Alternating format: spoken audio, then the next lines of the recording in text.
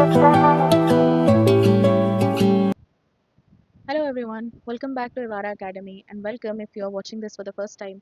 This is Samrita and today we are going to continue our series where we discuss about education, school and society. This is going to be the fourth part where we are going to discuss about education as a lifelong process. तो education कभी भी रुकता नहीं है। Formal schooling हमारी 20 साल की होती है, मतलब 12 साल की स्कूल होती है, फिर हायर एजुकेशन होता है, फिर उसके बाद रुक जाता है।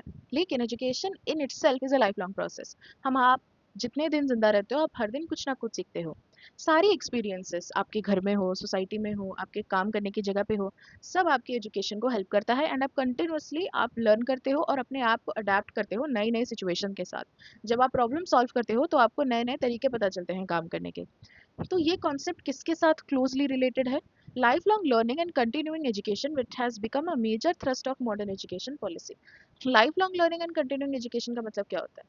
फॉर एग्जाम्पल हमने अभी बीएड करा, तो हमने बीएड करने के बाद हमारी पढ़ाई क्या रुक गई? नहीं, बहुत सारे फैकल्टी डेवलपमेंट प्रोग्राम्स होते हैं जो लोग अपनाते हैं, करते हैं, ताकि लाइफ लॉन्ग उनकी डेवलपमेंट होती रहे। नई नई टेक्नोलॉजीज जो आ रही हैं वो उनको सीखते रहें। राइट, जब तक वो पढ़ाते रहें वो जानेंगे कि हम बच्चों की पढ़ाई को कैसे ईजियर बना सकते हैं, कैसे उनको और नई नई चीज़ें सिखा सकते हैं।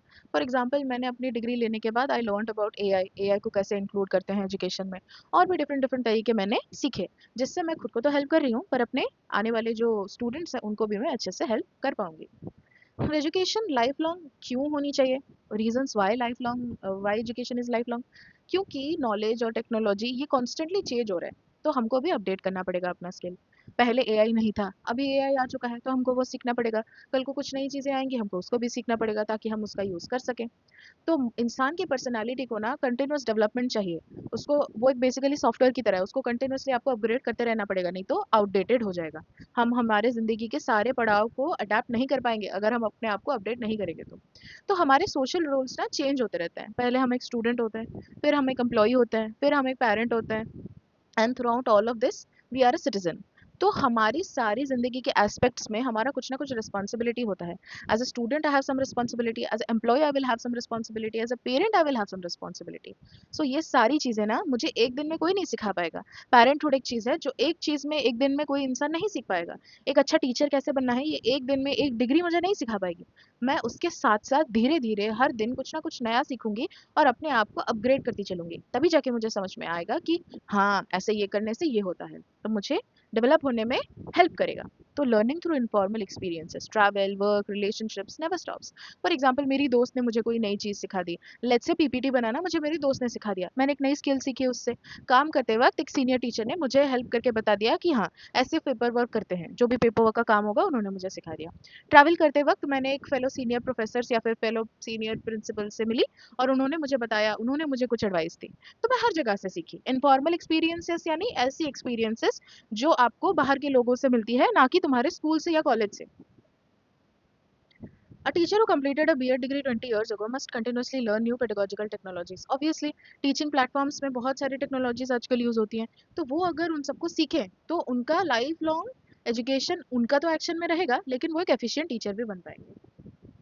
मोड्स ऑफ एजुकेशन, तो पहला क्या होता है कि दैट हमको एजुकेशन कौन कौन सी तरीके से दिया जाता है। पहला इज फॉर्मल एजुकेशन। इसका मतलब क्या होता है कि एक स्ट्रक्चर होता है जहाँ पे आप एक इंस्टीट्यूशन के पार्ट होते हो और एज अ स्टूडेंट आपको पढ़ाया जाता है। उस जगह पे फिक्स्ड करिकुलम होगा, टाइम टेबल होगा, सिलेबस होगा, इवैल्यूएशन सिस्टम होगा, सब होगा स्कूल में ही और कॉलेज में ही, यूनिवर्सिटी में ही। एंड आपको उसी तरीके से पढ़ाया जाएगा। वो खत्म हो जाने के बाद आपको एग्जाम देना पड़ेगा, फिर आपको आपकी सर्टिफिकेट और डिग्री मिल जाएगी। कैरेक्टरिस्टिक्स क्या है? हाईली ऑर्गेनाइज्ड एंड स्ट्रक्चर्ड, यानी डेली टाइम टेबल होता है, पर्टिकुलर टाइम में आना है, पर्टिकुलर टीचर आएंगे, आपको पता है एग्जाम कब होगा वो भी बता दिया जाता है। Has a definite syllabus, curriculum and time bound session. हमारे सिलेबस में सारी टॉपिक के बाद लिखा जाता है कि कितने समय तक वो पढ़ाएगा। कॉन्टैक्ट आवर्स लिखा जाता है, 20 आवर्स, 30 आवर्स, कितने समय तक वो पढ़ा जाएगा, तो वो सब भी मैंशन होता है। हमको पढ़ाते कौन है? क्वालिफाइड टीचर्स पढ़ाते हैं। Follow a hierarchical structure. Hierarchical structure मतलब क्या है? एक स्टेज के बाद एक। तो हम पहले प्राइमरी स्कूल पढ़ेंगे, फिर हायर सेकेंडरी, फिर सेकेंडरी, फिर हायर एजुकेशन होगा। ऐसे तो नहीं कि बच्चा पैदा हुआ फिर डायरेक्टली आप जाके कॉलेज में पढ़ा दो उसको। उसका दिमाग नहीं हैंडल कर पाएगा। उसको पहले प्राइमरी पढ़ाना है, फिर सेकेंडरी पढ़ाना है, फिर हायर एजुकेशन पढ़ाना है। धीरे धीरे सीढ़ी चढ़ने के जैसा एक के बाद एक सीढ़ी वो जाएगा। वो डायरेक्ट पांचवी छठवीं सीढ़ी नहीं चढ़ पाएगा। फिर उसके बाद क्या मिलेगा आपको, different different types of certification मिल जाएगी, डिग्रीज मिल जाएगी, और इसमें अटेंडेंस तो कंपलसरी होता है, डिसिप्लिन इज़ वेरी रिक्वायर्ड। तो एक बच्चा जो 1 क्लास से लेकर 12 क्लास तक डेली स्कूल जाता है, करिकुलम में पढ़ाई करता है, बोर्ड एग्जामिनेशन देता है, वो फॉर्मल एजुकेशन उसको मिल रही है। उसके बाद क्या होता है इनफॉर्मल एजुकेशन। इनफॉर्मल एजुकेशन ना is very unplanned, unorganised, unstructured, कहीं पे भी हो सकती है। डेली लाइफ के एक्सपीरियंसेस आप सीखते हो, कोई करिकुलम नहीं होता, कोई इंस्टीट्यूशन नहीं होता। तो these are the characteristics, very easy to understand, very simply I have mention. इससे आपको कोई सर्टिफिकेशन नहीं मिलता, ठीक है। आप जिंदगी भर जहाँ भी जाओगे, दोस्तों से हो गया, फ्रेंड से हो गया, मीडिया से हो गया, खुद के एक्सपीरियंसेस से हो गया, आप नई नई चीज़ें सीखोगे। एग्जाम्पल, एक child that learns to speak mother tongue by listening to parents, ठीक है। तो ये क्या होता है ना, बच्चे बहुत सारी जगह से सीखते हैं। छोटे छोटे बच्चों को आपने देखा होगा, मोटू पतलू कार्टून देख के दे लर्न थिंग्स, ठीक है। तो मेरी मासी का बेटा है, वो क्या करता है, वो बोलता है ऊ उड़ी बाबा, उसको हिंदी नहीं पता, पर फिर भी वो देख के सीख गया, वो you has picked up a lot of words वैसा। तो बोलते हैं ऊ मेरा गमछा गिर गया, ऐसा type things he says. So gradually after looking at those cartoons for a long time, Hindi सीख गया वो बच्चा, किसी ने नहीं सिखाया, खुद से सीख गया। तो वही होता है इनफॉर्मल एजुकेशन। फिर क्या होती है non formal education. What is non formal education? Meaning ऐसी एजुकेशन जो आपको ऑर्गेनाइज्ड एजुकेशनल एक्टिविटी ग्रुप से तो मिलती है, लेकिन वो फॉर्मल स्कूल सिस्टम के बाहर है। मतलब ऐसा कोई like you know there is no such like boundation, time limit ऐसा नहीं होता वैसा उसमें कि लाइक मतलब ये मतलब formal education is compulsory, everyone should get formal education. लेकिन नॉन फॉर्मल एजुकेशन में ना स्ट्रक्चर होता है, टाइम, ड्यूरेशन, टारगेट ग्रुप सब होता है, लेकिन एक बच्चे की पर्टिकुलर नीड्स पे उस पर फोकस करा जाता है, ठीक है। especially those who cannot access formal education, like for example अगर मैं बताऊँ तो बहुत सारे ऐसे ओपन लर्निंग कोर्सेस ऐसे अवेलेबल है इंडिया में, इग्नू देते हैं, आईआईटी एनआईटी स्वयं पोर्टल के द्वारा, उनमें बहुत सारी ऐसी कोर्सेज होती है। तो उनमें एक स्पेशल फीस स्ट्रक्चर होता है, टाइम स्ट्रक्चर होता है, सिलेबस होता है, नोट्स होता है, क्लासेस होता है, सब होता है। लेकिन वो बच्चा अपने हिसाब से सीख सकता है, अपनी कैपेबिलिटी के हिसाब से, अपने स्पीड के हिसाब से सीख सकता है। उसको आज मन हुआ, उसने 2 एपिसोड्स लाइक 2 ट्यूटोरियल देखा या फिर 2 लेक्चर देखा, कल 3 देखा, उसकी मर्जी है। जो लोग पढ़ नहीं पा रहे हैं जाके, किसी भी कारण से जॉब में हैं, कुछ है उनके लाइफ में नहीं कर पा रहे हैं, वो उसके हिसाब से अपना एजुकेशन का वो ले सकते हैं, अपना अपनी पढ़ाई कर सकते हैं। लेकिन फॉर्मल एजुकेशन में क्या होता है ना, आपका फ्लेक्सिबिलिटी नहीं होता। लाइक फॉर एग्जांपल अगर हमारे यहाँ पे बोला जाए तो इग्नू में जो बच्चे इनरोल्ड है, वो अपने हिसाब से अपना पेपर चूज कर सकते हैं कि वो कौन से टाइम पे कौन सा पेपर दें। लेकिन तुम्हारे रेगुलर डिग्री में आप चूज नहीं कर सकते हो। आपको 1-2 इंटरनल चॉइसेस मिलेंगी, लेकिन you have to appear every examination. 6 paper है, 6 के 6 देने पड़ेंगे। लेकिन ऑनलाइन लर्निंग में ऐसा नहीं होता, आपको अभी 2 देना है, आप बाद में बाकी देना चाहते हो आप दे सकते हो। लेकिन इग्नू में भी सिलेबस होता है, इग्नू में भी एक पर्टिकुलर टाइम पीरियड होता है, लेकिन 5 साल। 5 साल एक डिग्री का वैलिडिटी हो गया, उसके अंदर आपको अपनी डिग्री का पेपर कंप्लीट करना पड़ेगा। लेकिन आप कब करना चाहते हो वह आपकी मर्जी। अगर आप बीच में एंट्री एग्जिट ऑप्शन है, आप अगर आप छोड़ना चाहते हो तो आप छोड़ सकते हो। आपने जितने का एग्जाम दिया होगा उतना क्रेडिट आपको मिल जाएगा। टाइमिंग एंड लोकेशन भी फ्लेक्सिबल होता है, कहीं से भी पढ़ सकते हो, कहीं पे भी जाके एग्जाम दे सकते हो, आपकी मर्जी, राइट।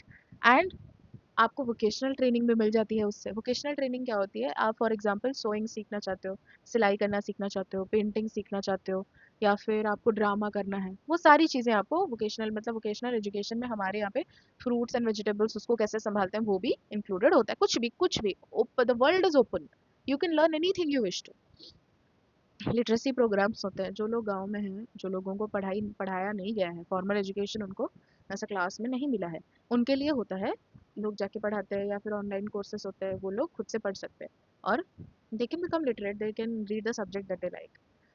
इसमें आपको सर्टिफिकेट मिल सकता है, इसमें आपको सर्टिफिकेट नहीं भी मिल सकता है। फॉर एग्जाम्पल आप यूट्यूब से एक कोर्स कर रहे हो कि एआई कैसे चलाएं, तो आपको उसमें सर्टिफिकेशन नहीं मिलेगा, लेकिन आप नई चीज़ें सीखे, आपने अगर इग्नू से डिग्री की तो आपको सर्टिफिकेट मिलेगा। तो बहुत सारे लोग जिनको स्कूल छोड़ना पड़ा काम के घर के प्रेशर के कारण, या फिर अडल्ट जिनको जॉब करना है, या फिर ऐसे जगह पे लोग रहते हैं जहाँ पे ज़्यादा स्कूल कॉलेज अच्छे नहीं हैं, तो वहाँ के बच्चे इसको क्या कर सकते हैं, एक्सेस कर सकते हैं। एग्जाम्पल अडल्ट लिटरेसी प्रोग्राम्स, गांव पे गांव जाके लोग क्या करते हैं, अडल्ट्स को पढ़ाते हैं, जो लोग नहीं पढ़ पाते लिख नहीं पाते, उनको पढ़ाते हैं सिखाते हैं। वोकेशनल ट्रेनिंग सेंटर है जहाँ पे लोगों को ऐसा डांस सिखाते हैं, बहुत सारी चीज़ें हैं, बहुत सारी चीज़ें उनको सिखाते हैं। फिर open distance open learning programmes like NIOS, national institute of open schooling, this is for all those students who were not able to study formal education में, तो वो ऑनलाइन पढ़ सकते हैं, अपने ग्रेड के हिसाब से अपना लेवल वो चूज़ कर सकते, एज के हिसाब से। लाइक फॉर एग्जांपल 1 टू 3 उन्होंने चूज़ किया, उन्होंने पढ़ा, एग्ज़ाम दिया, फिर दैट प्रूव्स कि हाँ, ए 1 टू 3 के ग्रेड के अंदर एक बच्चे की जितनी कैपेबिलिटी होगी, इतना उस बच्चे ने पढ़ा है एंड उसने मार्क्स वगैरह स्कोर किया है। Community health education camps, community and health education camps क्या होता है, बहुत सारे ऐसे समर कैंप्स होते हैं आजकल बच्चों को, हमें गिटार सिखाया जाता है, आर्चरी सिखाई जाती है, ये सारी चीज़ें, राइट। तो ये सारी चीज़ें इंटरेस्टिंग होती हैं, बच्चों को अच्छी लगती हैं, उनका स्किल डेवलप होता है। स्किल डेवलपमेंट प्रोग्राम्स एनजीओज भी चलाते हैं, एनजीओ में बहुत सारी एनजीओज में ना स्किल डेवलपमेंट प्रोग्राम चलाते हैं, जहाँ पे डिसएडवांटेज्ड ग्रुप्स को वो लोग नई नई स्किल सिखाते हैं जो उनके लाइफ में हेल्पफुल हो पाए। This is the table, you can take a look at it, it will help you. Then next we have educational implication. A teacher must recognize that the child's learning is not limited to formal classroom. ये बहुत important बात है। एक teacher को याद रखना पड़ेगा that कि एक बच्चे की एजुकेशन खाली चार दीवारी में नहीं होती, उसको आगे भी पढ़ना पड़ेगा, उसको अपने रियल लाइफ में भी देखना पड़ेगा, उनको आसपास ये भी देखना पड़ेगा कि क्या क्या चीज़ें ऐड हो रही हैं। जैसे स्कूल में अभी कोडिंग सिखाते हैं बच्चों को, क्रिएटिव राइटिंग सिखा रहे हैं, कंटेंट राइटिंग वो कर पाएँ। क्यों सिखाते हैं? ताकि बच्चे अपने आप सेल्फ रिलायंट हो पाएँ, खाली बुकिश नॉलेज से वो लिमिटेड ना रह जाएँ। तो प्रैक्टिकल नॉलेज से उनको बहुत सारी चीज़ें और ज़्यादा सीखने को मिलेंगी, वो एक अच्छे ह्यूमन बीइंग बन पाएँगे। तो मेन स्ट्रीम स्कूलिंग तो होगी, उसके साथ-साथ बहुत सारी ऐसी चीज़ें होती हैं, जो हमको बच्चों को खुद से सिखानी पड़ती है। बिहेवियर हो गया या फिर अ, बच्चे आजकल खुद से डेवलप भी करते हैं नई-नई साइंटिफिक प्रोजेक्ट्स, जो एग्ज़िबिशन्स होता है जिसका। तो वो उनका जो क्रिएटिव वाला पार्ट है ना, हमारा काम है कि हम कैसी भी तरह से बच्चे को एजुकेशन दें, हमको उसकी क्रिएटिविटी एनहांस करनी है, राइट? ऐसी करिकुलम डिज़ाइन करनी है जो बच्चे को हेल्प करे कि इनफॉर्मली उसने कुछ सीखा, तो हम उसको और एनहांस करेंगे। एनहांस करने का मूड होना चाहिए हमारा। जैसे फॉर एग्जांपल मैंने लेट्स से बच्चे ने सीखा है कि घर पे किसी को बुरा भला नहीं बोलते, तो मैंने एक मोरल स्टोरी सुनाई जहाँ पे किसी ने बुरा भला बोला था और उसके साथ कुछ अच्छा नहीं हुआ। क्यों? क्योंकि वो एक नेगेटिविटी कैरी कर रहा है। तो वो चीज़ वो बच्चे को हेल्प करेगी कि उसने घर पे ये चीज़ सीखी थी और उसने लाइव एग्जाम्पल उस चीज़ का देख लिया, तो वो अभी कभी भी वो चीज़ रिपीट नहीं करेगा। ऐसे ही हम बच्चों को सिखाएंगे तो बच्चे सीखेंगे। Thank you so much, join me for my next video, bye bye, take care.